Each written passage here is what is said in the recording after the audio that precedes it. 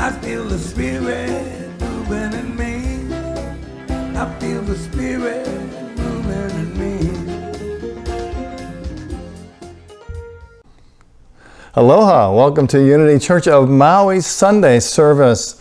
It's great to have you with us in this video world today. Once there was a monastery that was very strict. Following a vow of silence, no one was allowed to speak. Well, that is with one exception. The monks were able to say 2 words every 10 years.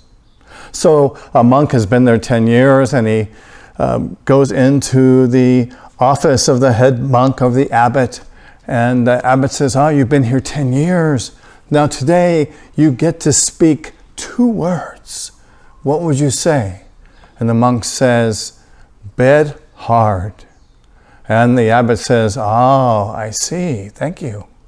And another 10 years goes by, and the monk comes down to the friar's office, or to the abbot's office, and the abbot says, "So you've been here another 10 years, you get to speak 2 more words. What would you like to say?"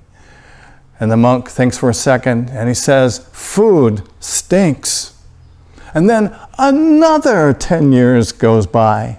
And again, the monk goes down to the abbot's office and walks in, and the abbot says, "Oh, you've been here another 10 years.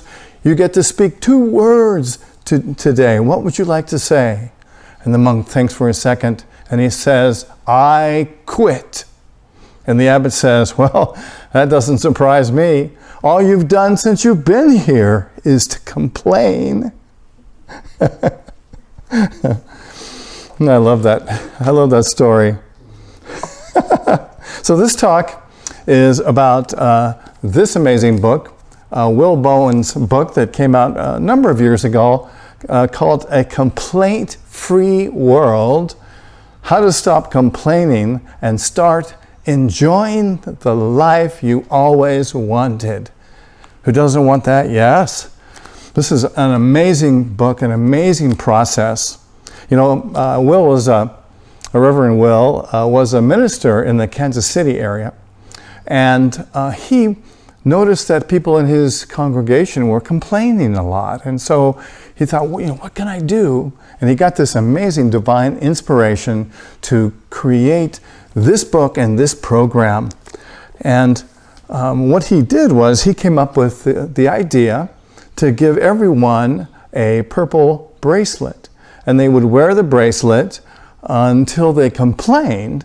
And when they complained, they had to put the bracelet on the other arm. This became an amazing movement. In fact, Will has been on the Oprah Winfrey show twice. He was on the Today Show and the NBC show, the Evening News, and just got amazing amount of interest in this program and participation in this program.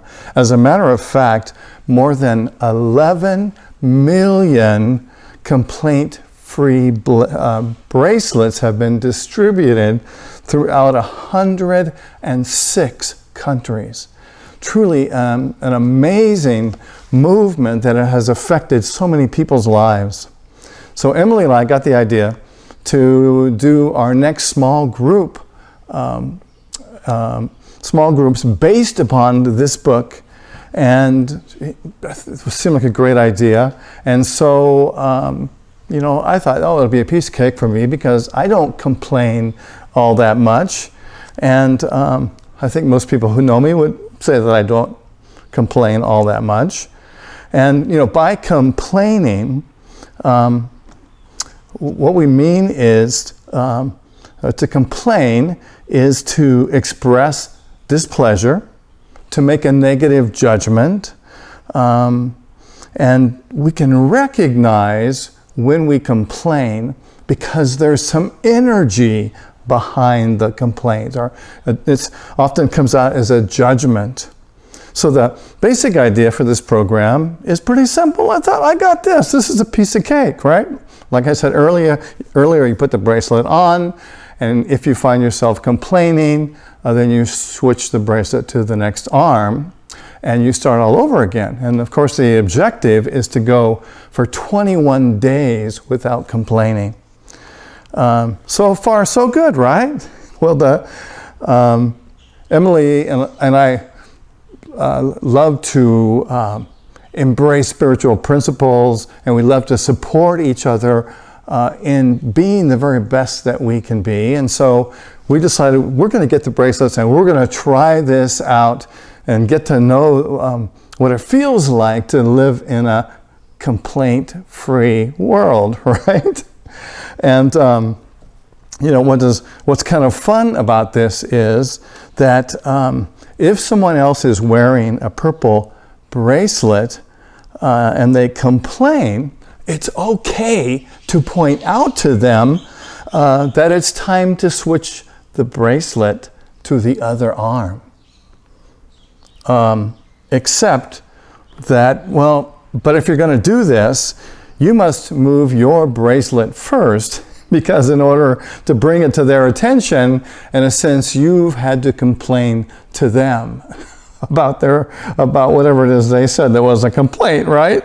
And I don't like this part so much. And then again, you have to stay with the whole program for 21 days, because scientists believe that in order to create a new habit, we have to do something for 21 consecutive days, so that our mind and our neural pathways build these strong pathways to embrace a new habit. So I like to think that complaining is like bad breath, right? You notice it when you notice it from somebody else's mouth, but not your own. But we can relax somewhat, because we know that when we're talking about complaints and we're talking about criticism and gossip, it's only when it comes from your mouth that it really counts. If you think a complaining thought, it's free. Can you take a deep breath into that? It's free to think a complaining thought. But the amazing thing about this program is that the more we start to work with this positive and negative reinforcement, we embrace it with our minds, and the more or the less we actually think negative thoughts. Doctors estimate that 67% of all illnesses are a result of thinking sick thoughts, or thinking thoughts of sickness about ourselves, or complaining about our health, or complaining about our aches and our pains. And that they believe that we can actually intensify the amount of pain that we're feeling by focusing on it. And we know in New Thought that what we think about manifests itself in our lives. And so the part of the beauty of this work is once we start to reduce the amount of negative thinking and negative speaking that we have, we actually experience better health. And complaining also affects our relationships.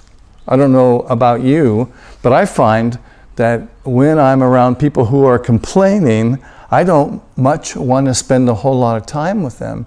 In fact, I may even avoid them and not let them be in sort of my inner circle of friends, because I like to be around people who are positive and live positive and productive lives.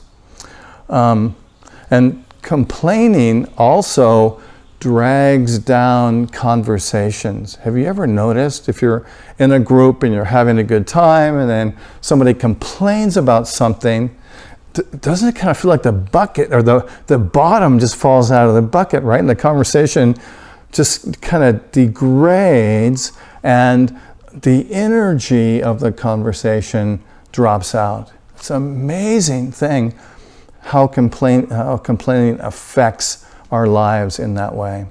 And in the same way, when we complain, we create a chain reaction. It's almost like as soon as somebody complains, our minds go and they start thinking of all these other things that we can complain about and join our other people in these complaints. It's like complaining creates a loop that we get to be a part of, that we join and we become part of that loop. Will Bowen was asked, why did you create this program? And he said, I did it because I want to see a complaint-free world. Can you imagine what that would be like if we could be in this place of consciousness where we reinforce each other's lives with positivity instead of complaining and bringing each other down? This program, and one of the things I really love about this program is that this is really a mindfulness program. Because what happens as we focus on what we speak, we create a mindfulness that is almost like it's a keen alertness to who we are, what we're doing, and what we are saying. Emily and I have noticed since we've been doing this program that it's like we are all of a sudden paying attention to what we are saying in a deeper level than we have in a long time. And it's really been kind of fun and kind of exciting, and sometimes I have to say kind of frustrating. But isn't this the work that we're about? Isn't this about developing our spiritual consciousness, our mindfulness, so that we can be totally present for the good in our lives? And we want to accentuate the good, right, and live from that place. One of the things that's got us caught up lately, living here on Maui, is the return of tourists to Maui. And I have to say, we have been caught up in sort of the disappointment and maybe even complaining about the fact that the tourists are back, because we used to have, for a short time during this coronavirus pause, we had very little traffic. We could go to beaches and they wouldn't be crowded. And so we have caught ourselves complaining about the tourism. And it's been really a magnificent way to examine what we're thinking, what we're believing, and what we're feeling, and what we're putting out to the world. We frequently meet some friends here in Kihei on a beautiful grassy area and play games and have a lot of conversations. And we were with that group earlier this week, and as conversations somehow evolved, someone said something negative or complained about something, and we saw the energy of the whole group buy into this complaining, except for us. And we were both conspicuously quiet and conscious of what was going on, and we were able to, through this mindfulness practice, change the subject and to talk about something that was more positive and a lot more fun. And we sort of got out of the complaining ditch and to really be able to appreciate each other and this great group of friends on a different level. On Thanksgiving, we had kind of an interesting event. We had some people over for Thanksgiving dinner, and somebody brought up the Democratic representative from Minnesota, Ilhan Omar. And the person said that, or kind of negatively referred to her as a Muslim, and a Muslim who married her brother so that he could become a U.S. citizen. And this idea kind of was popped out and left on the table, so to speak. And I have to hand it to Emily, who had that mindful presence of mind to say, we do not know if that is true. And I love that response. And in fact, it is an unfounded rumor. But Emily's response, being so non-judgmental and so mindful and so neutral that it didn't buy into that energy and didn't make anybody wrong. And we were able to move from that sort of blip, it could have been a blip in our evening, and on to other discussions that we had more agreement about. It's really an example of what happens with this program because we become more mindful, we become more present, we become more willing to emphasize the positive, and we become aware of what we're thinking and what we're speaking. And isn't that the way that we want to live? So people generally complain for 5 different reasons. And there's an acronym for that is GRIPE, gripe. And instead of going through all 5 of these ways that people complain, I'm just going to take and talk about one of them. And then when we start our small groups, you can join one of those and we can talk about the other 4 in more depth. But one of the first reasons that people complain is for the G in gripe, which stands for getting attention. You know, we human beings enjoy being in groups. We enjoy connecting with each other, and we enjoy being a part of something, and we enjoy participating, and it's really one of our needs to participate in these lives that we have about being human. And so oftentimes when someone complains, they're doing it because they're saying, please talk to me. Yeah, I want to be paid attention to. Hello, here I am. Say something to me. I want to be a part of the conversation. And I've noticed this myself. If I'm someplace and there's strangers around, I might complain about the weather or complain about the politics or complain about something just so I can have communication with somebody that I don't know. So we can really, the beauty in understanding these 5 reasons that we complain is really about self-examination and to look at ourselves, look at myself, right? If I can notice when I'm in that spot and I'm complaining that and noticing that I'm doing it to get attention, it's kind of like a light bulb goes off for me, and I can say, oh, isn't that interesting?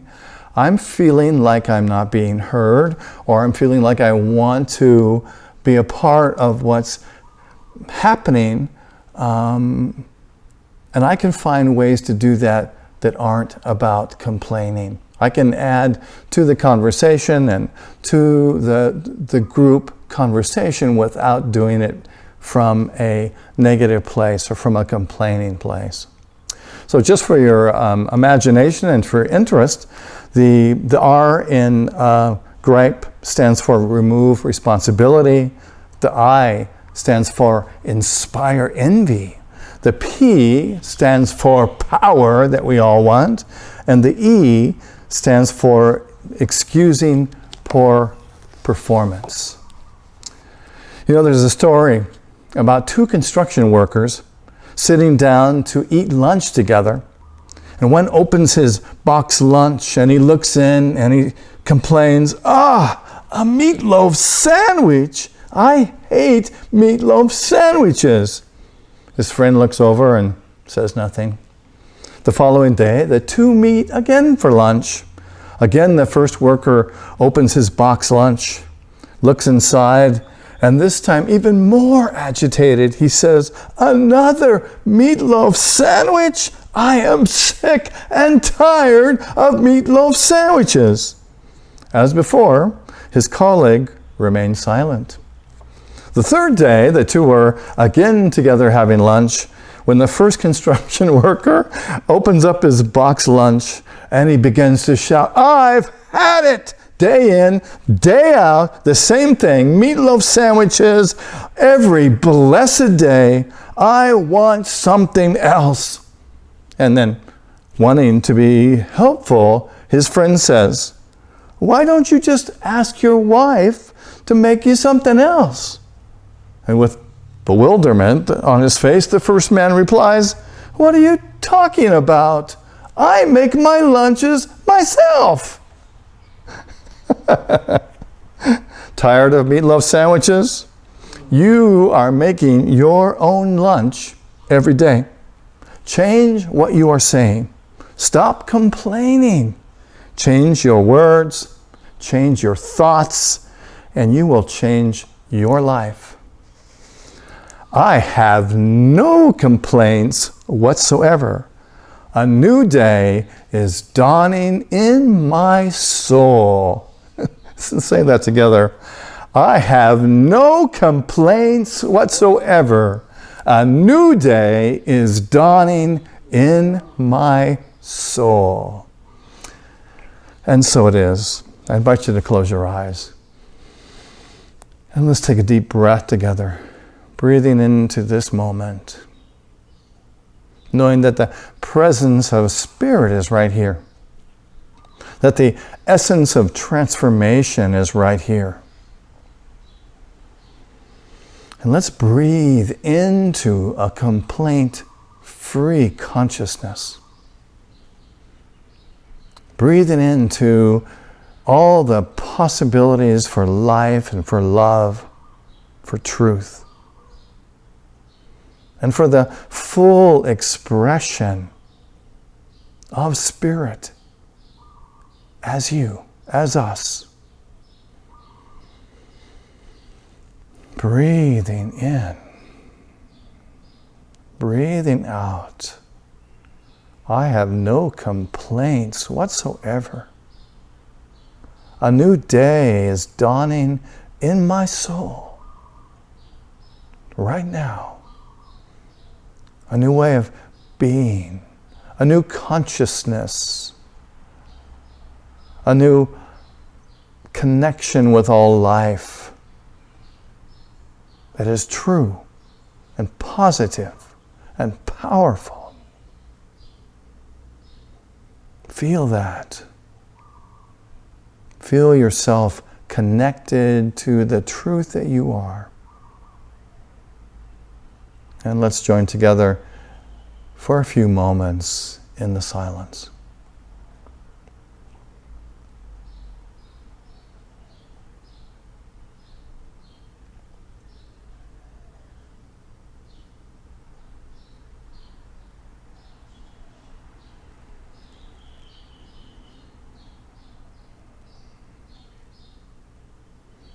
Breathing in, breathing out.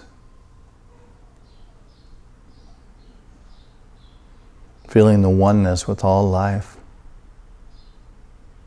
Feeling the power of the connection to our souls, to our essence, to our health.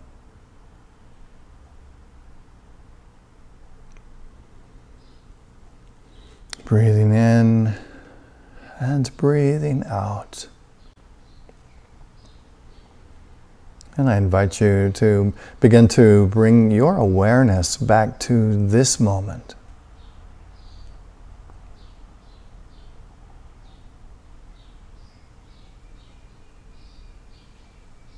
Breathing, loving, and opening your eyes when you're ready. And so it is. Namaste.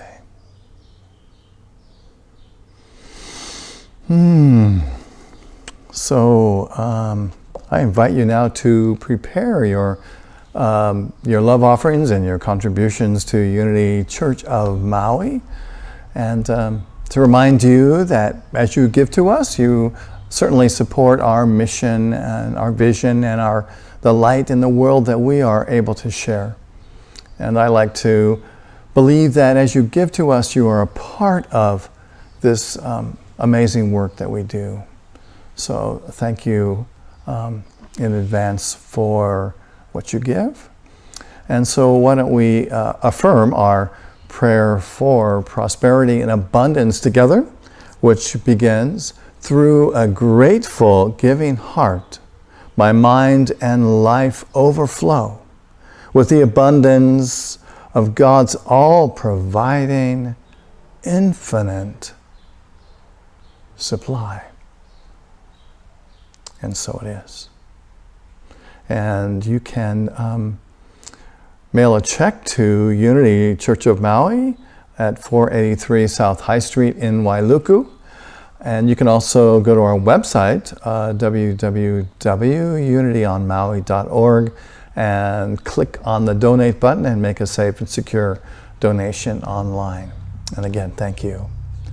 Let's see, I've got just a couple announcements today. Next week we have a guest speaker. I'm really excited about this. Emily Threat is going to be speaking next Sunday.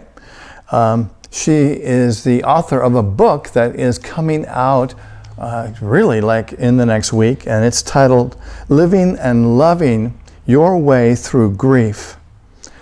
She is the author of the book, of course, and she's also got a degree in writing, and she writes this: having gone through the experience of poor health leading to their deaths, as well as the deaths of my father, mother, aunts, and uncles, and many friends, I have much experience in the grieving process, and I have learned to face life with love, optimism, and joy. And she's good friends with Ricky Byers and Michael Beckwith, and they have amazing things to say about her and the work that she's done. She's spoken with Ricky Byers at some of Ricky Byers' events and conferences.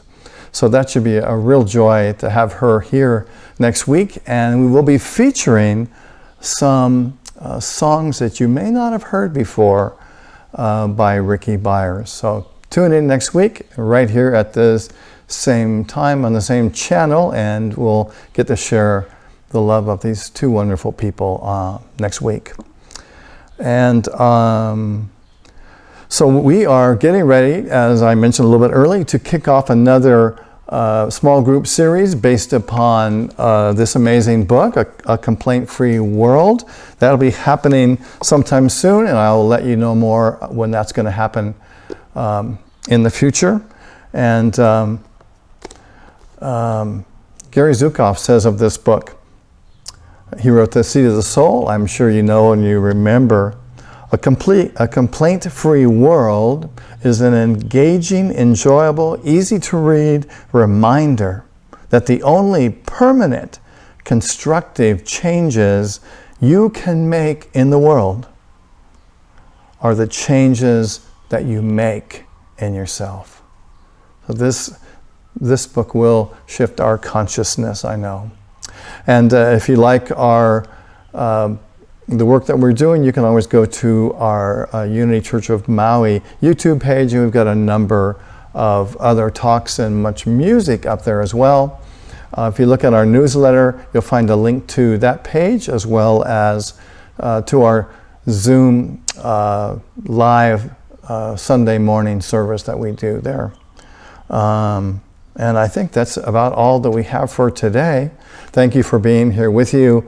I love you, I bless you, I appreciate you, and I behold the Christ in you.